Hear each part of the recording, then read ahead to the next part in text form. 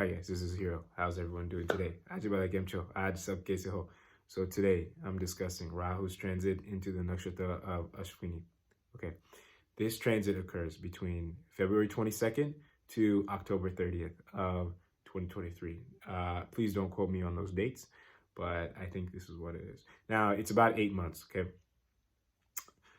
Now, there's two very important factors here that you need to consider.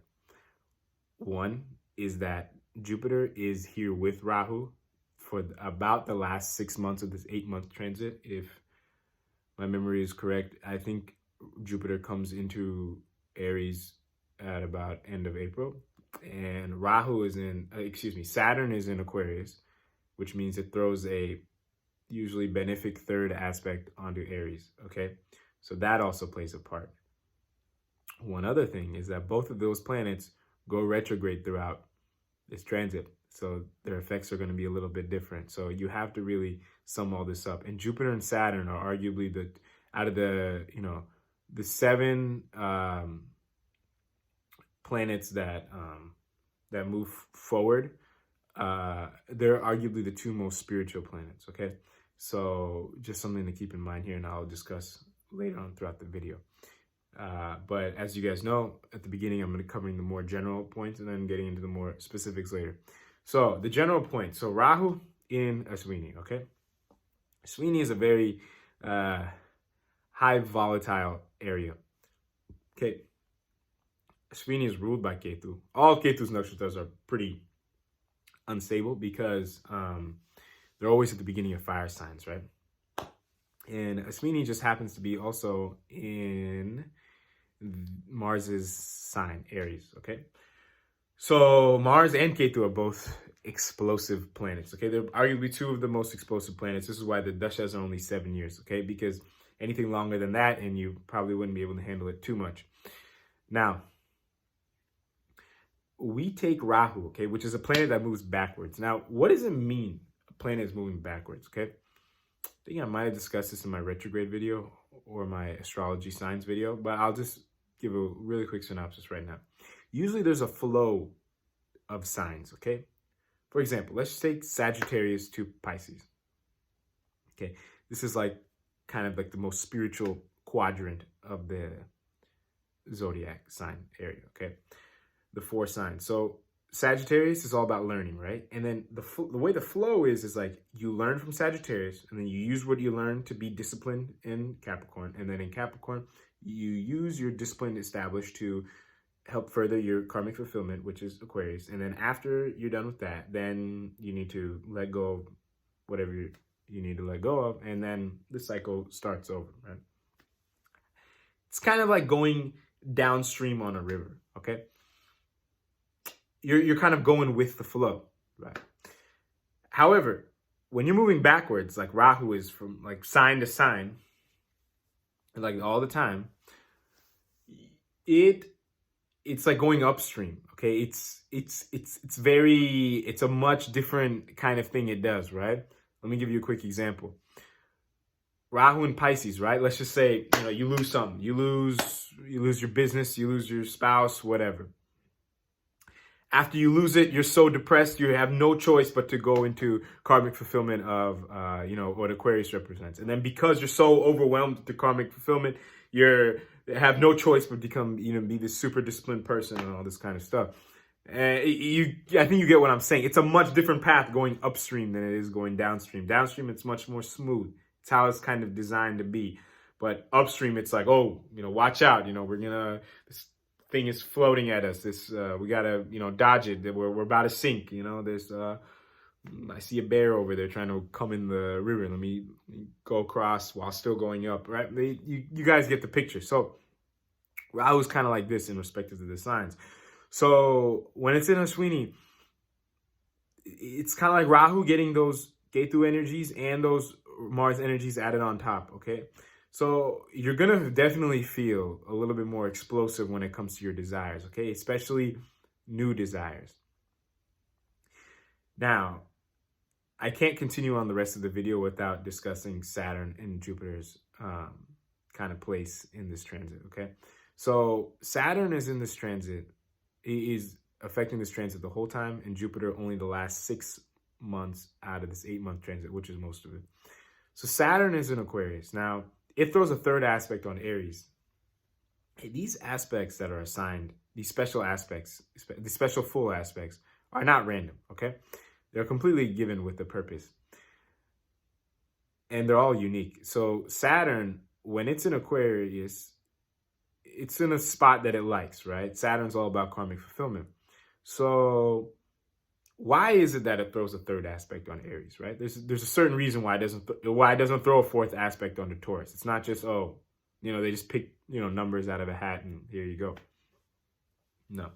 So Saturn, let's just say it's all about karmic fulfillment. You need to put, if you're a karmic fulfilling, journey, you need to put in more effort into Aries things, which is changes for yourself, right? This is why, in order to help others, you have to change yourself first. So Saturn's kind of saying, hey, look, we're going to focus on this, but a lot of effort has to go into here first so that we can do this whole thing properly. So tie this into Rahu, right? So Rahu's, trying to accomplish this agenda of making changes and all this stuff. On one path, and you guys always know, there's kind of like a good and a bad extreme of this. And usually we tend to make some decision somewhere in between the spectrum. But I'm hoping if I describe them both, you can kind of lean a little bit more towards the good as much as possible. So the good here you can do is, let me just start with the bad. The bad you can do is say, hey, Rahu is in Aries, Ashwini, at the beginning. Let me just listen to it, this whole Saturn nonsense. Let me just listen to Rahu's energies and let's just toss this whole Saturn thing in the garbage, okay? Whatever it wants to do in Aquarius. Let's just waste the fact that, Saturn is only in its own main sign 2 or 3 years, every 30 years. Let's just waste it, okay? Let's throw it away. Let's just listen to this. Or you can go with the good. You can say, okay, you can listen more to what Saturn has to say on its influence and say, hey, look, we're on a journey of karmic fulfillment, right? We know Rahu is here, all about changes and things like that. Let's use its energy to, get the ball rolling, right? So that we can do our thing. Yeah, let's just leave it at that for right now, right? And now let me add Jupiter. So one is focusing on the karmic fulfillment and one is not, right? Now, hopefully you guys focus more on the karmic fulfillment. So at least this is done and at least this is maximized as much as possible. Now let's add Jupiter's effect here, right? So let's just assume you pick this path. Let's just say you are focused on karmic fulfillment. Now Jupiter is saying, hey, let's not let Rahu trick us into what our karmic fulfillment really is, right? Or let's not have any secondary agendas get out of hand while fulfilling karmic things, right? I hope you guys kind of get the gist of what I'm saying. You know how tricky Rahu can be. So Saturn will say, hey, let's focus, let's do the karma stuff. And Jupiter will say, hey, let's, while we're doing it, let's not get sidetracked with anything that we're not supposed to be doing, okay? So that's that. Now, one other thing is that both of these planets go retrograde, okay? This is actually pretty important. I think Saturn goes retrograde around halfway through this transit, around June 17th date, and Jupiter, I think it goes retrograde around the beginning of September, okay? Now, one thing to keep in mind is that when these planets go retrograde, they do not behave the same. So what happens is their energies for that respective sign kind of get less, okay, in a sense. It's almost like the planets don't want to be there, kind of. It's not exactly what it is, but for this video's sake, for this, the fact that I'm running short on time, let's just call it that, okay? So the planets kind of don't want to be there, okay? Now, when these planets go retrograde later and later throughout this transit, now Rahu, it's getting closer and closer towards the Gandanta point, okay? And the Gandanta point, for those of you guys who don't know, it's the beginning of the beginning of a fire sign or the end of a water sign, okay? So basically what I'm saying is the explosive energies of this nakshatra, it's getting higher and higher, okay? As you get lower in degrees, you're getting earlier and earlier in this fire sign, you know, the beginning where like, you know, the most explosive, right? So Rahu's energies are picking up, and these two planets' agendas are changing because they're retrograde. Now, let me just describe them and tell you how I would interpret them at a very general stance to handle the situation. So let's start with Jupiter, okay? Jupiter is it's in Aries right now. It doesn't want to be in Aries. So this can be a great way to kind of directly counteract Rahu's energies at the end, kind of when it goes, at the end of this transit when Jupiter goes retrograde, okay? And even, I would say, even the month before as it's going stationary. You can kind of get a gist of what Jupiter is trying to guide you and saying, hey, look, these are kind of like the cons of making changes, okay? Let's try not to do these, right? Because it's kind of going to take you in that direction. And Saturn, it's saying, hey, this is the cons of,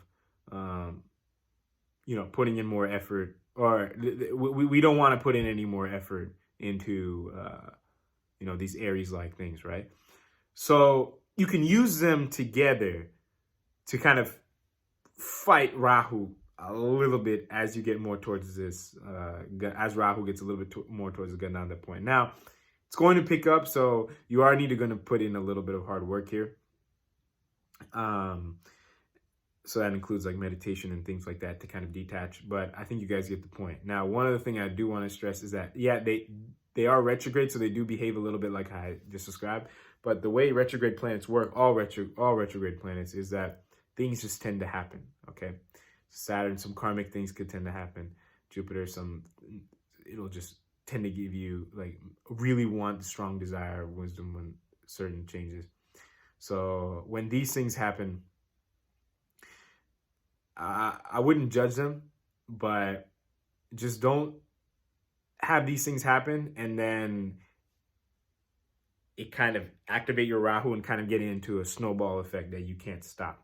Okay, just let these things happen, but just be the observer here. You don't need to get all attached to what happened, and then, you know, your Rahu gets activated and then your emotions get all riled up with certain thoughts and then you can't control it, and then it just turns into a big cycle, okay? So I think that's it for this video. I'm gonna leave it there. Oh, one other thing.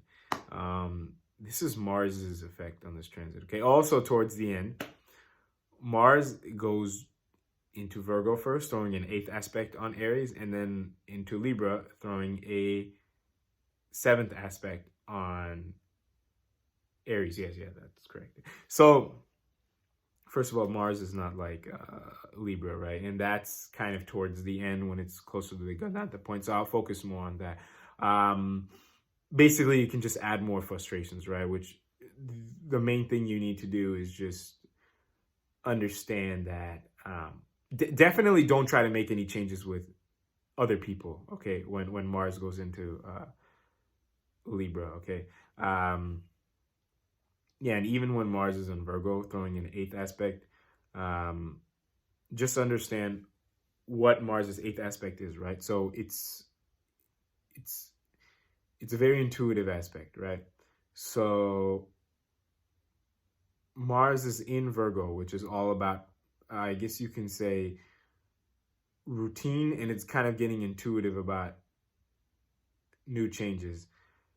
But you got to keep in mind, Saturn is retrograde and Jupiter is about to, or like going retrograde during this transit, right?